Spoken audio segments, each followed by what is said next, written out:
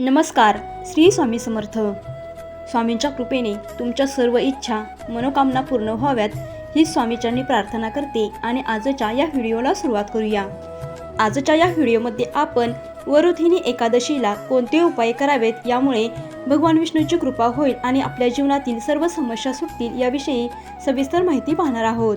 याआधी तुम्ही जर या चॅनलवरती नवीन असाल आणि स्वामींची मनापासून सेवा करत असाल तर कमेंटमध्ये श्री स्वामी समर्थ किंवा ओम नमो भगवते वासुदेवाय नमः असे लिहायला विसरू नका. चला तर मग आजच्या या नवीन आणि छानदार व्हिडिओला सुरुवात करूया. पुरातन काळात एकादशीचे महत्त्व वेगवेगळे सांगण्यात आलेले आहे. वर्षामध्ये एकूण 24 एकादशी येत असतात आणि त्यांचे महत्त्वही वेगवेगळे असते. श्रीकृष्णाच्या वराह रूपाची या एकादशीला पूजा केली जाते. शुक्ल आणि कृष्ण पक्षात दर महिन्याला एक एकादशी येते. त्यामुळे महिन्यात येणाऱ्या प्रत्येक एकादशीला हे वेगवेगळे महत्त्व सांगण्यात आलेले आहे. या शुभ तिथीला भगवान विष्णूचा आशीर्वाद प्राप्त होण्यासाठी व्रत, जप आणि उपासना केली जाते.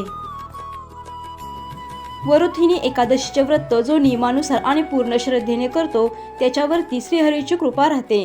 वरुथिनी एकादशीचे व्रत केल्याने साधकाच्या जीवनातील सर्व संकटे क्षणात दूर होतात आणि सुख, सौभाग्य, आरोग्य प्राप्त होत असते. तर या एकादशीला पूजा कशी करावी, त्याचप्रमाणे कोणते उपाय करावेत याविषयी आपण माहिती जाणून घेऊया.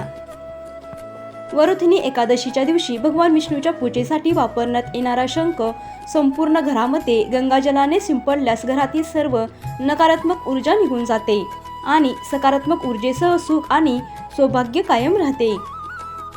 वरुथिनी एकादशीच्या दिवशी भगवान श्री विष्णूंना लवकर प्रसन्न करण्यासाठी, त्याचप्रमाणे आपल्याला वरदान मिळावे यासाठी पूजेत अर्पण केलेल्या भोगामध्ये तुळशीचे पान, ज्याला हिंदू धर्मात विष्णुप्रिय असं म्हटलं जातं, ते अवश्य अर्पण करावे.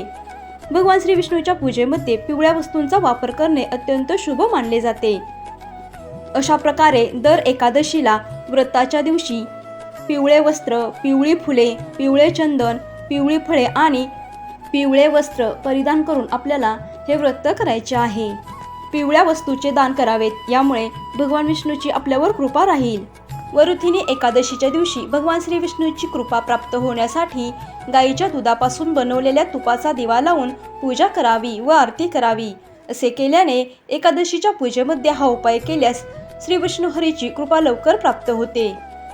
एकादशीच्या दिवशी विष्णू सहस्त्रनामाचा पाठ करावा. धार्मिक मान्यतेनुसार भगवान श्री विष्णूच्या पूजेमध्ये शंखाचा वापर अत्यंत शुभ आणि फलदायी मानला जातो. वरुथिनी एकादशीच्या दिवशी भगवान श्री विष्णूच्या मूर्तीला शंखाने स्नान घालावे आणि पूजा करून शंख वाजवावा. असे केल्याने श्रीहरी लवकर प्रसन्न होऊन भक्तांना त्यांचे इच्छित वरदान देत असतात आणि त्यांच्या मनोकामना लवकरात लवकर पूर्ण करत असतात. त्यामुळे वरुथिनी एकादशीचे व्रत आवर्जून करायला विसरू नका. अशा प्रकारे वरुथिनी एकादशीच्या दिवशी आपण कोणते उपाय करावेत याविषयी तुम्हाला माहिती सांगितलेली आहे. तुम्हाला ही संपूर्ण माहिती आवडली असेल तर व्हिडिओला लाईक करा, शेअर करा आणि चॅनेलला सबस्क्राईब करा. धन्यवाद.